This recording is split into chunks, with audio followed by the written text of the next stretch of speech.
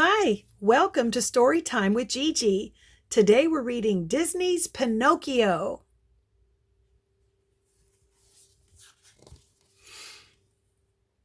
Once upon a time, there was a friendly cricket named Jiminy. One night, Jiminy Cricket's travels took him to the workshop of Geppetto, an old woodcarver. Geppetto had just finished making a little boy puppet. Now, Geppetto said, I have just the name for you, Pinocchio. Then he added softly, he almost looks alive.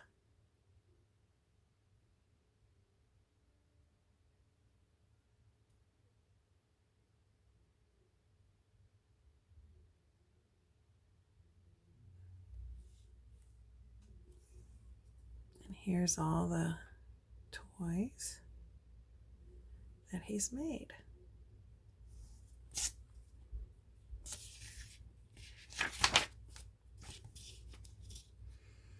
That evening, Geppetto looked up at the twinkling wishing star. I wish I may, I wish I might, have the wish I make tonight, Geppetto said.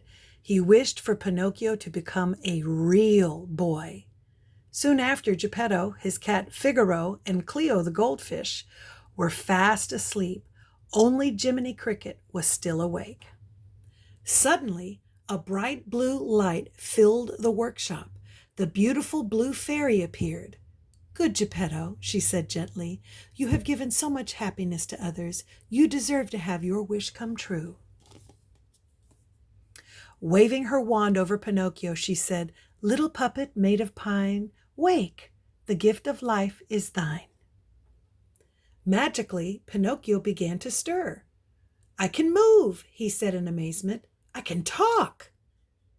Prove yourself brave, truthful, and unselfish, said the blue fairy, and someday you will be a real boy. The fairy asked Jiminy Cricket to be Pinocchio's conscience, to teach him right from wrong. Now remember, Pinocchio, she added, be a good boy and always let your conscience be your guide. And with that, she disappeared. There's our friend Jiminy Cricket.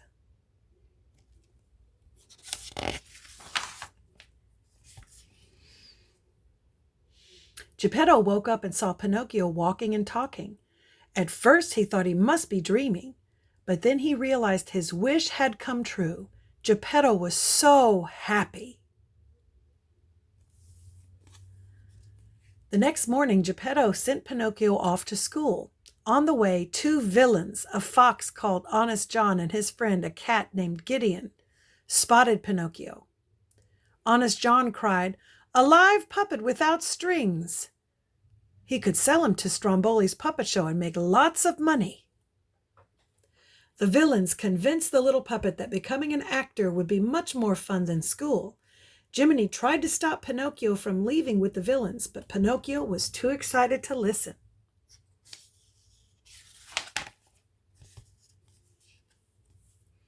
That night, Pinocchio sang and danced merrily in the puppet show. The audience clapped and cheered with delight. Pinocchio was a star.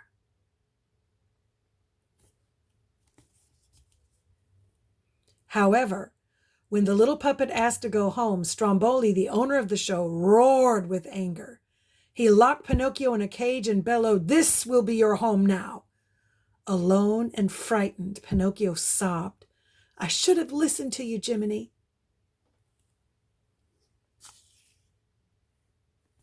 I would be so scared. Suddenly, the blue fairy appeared and said, Pinocchio, why didn't you go to school? The little puppet was afraid to tell the truth. Two big monsters with big green eyes, he fibbed. Well, they tied me in a big sack. As soon as Pinocchio told this lie, his nose began to grow. The more Pinocchio lied, the longer his nose grew. Perhaps you haven't been telling the truth, Pinocchio, said the blue fairy. A lie keeps growing and growing until it's as plain as the nose on your face. I'll never lie again, promised the little puppet. So the blue fairy gently touched Pinocchio's nose with her wand and turned it back to normal.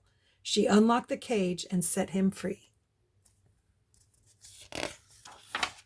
Telling the truth is always the best. "Come on, Pinocchio," cried Jiminy. But as the little puppet raced after Jiminy, he met up with Honest John and Gideon again. My gosh. This time they persuaded Pinocchio that he was ill and needed a holiday at a wonderful place called Pleasure Island. Oh my goodness. The two villains sold Pinocchio to a wicked coachman who put him on a coach full of very noisy, naughty boys. Luckily, Jiminy was able to climb onto the coach just as it drove off.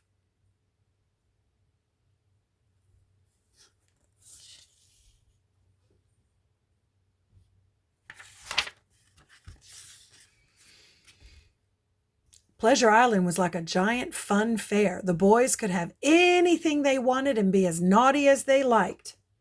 Jiminy begged Pinocchio to leave, but the little puppet wanted to stay and play pool with his new friend Lampwick.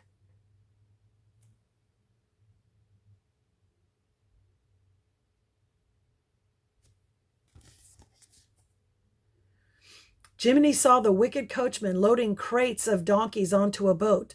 One of the donkeys was crying and begged to go home to his mother. Jiminy was shocked.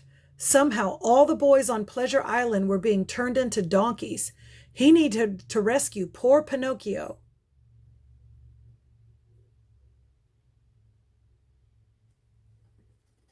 My gosh.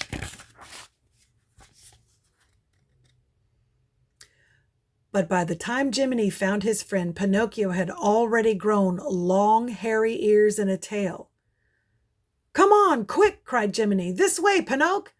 Jiminy and Pinocchio escaped from the island by jumping into the sea and swimming home.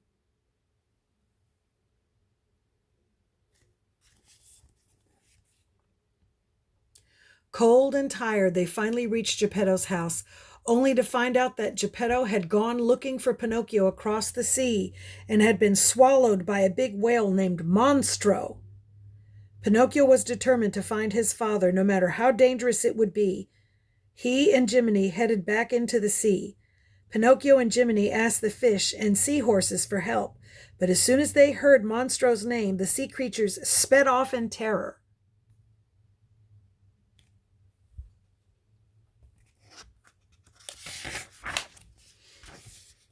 Yikes! Meanwhile, not too far away, Monstro was waking up from a long sleep. The whale was so hungry that he gulped down a large school of fish. Without realizing, he managed to swallow Pinocchio, too.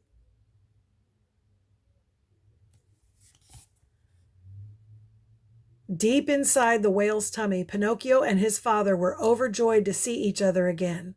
Pinocchio thought of a plan to escape. They'd build a fire to make lots of smoke inside Monstro. "We'll make him sneeze," said Pinocchio excitedly, as clouds of black smoke filled Monstro's tummy.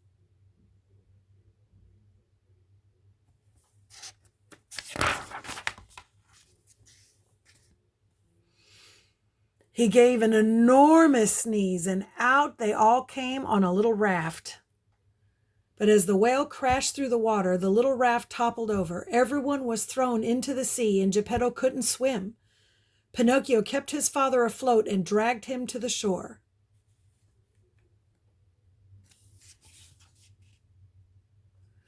Minutes later, Jiminy found Geppetto, Figaro, and Cleo safely on the beach, but the little puppet was lying face down in the water. He wasn't moving. Heartbroken, Geppetto took his son home.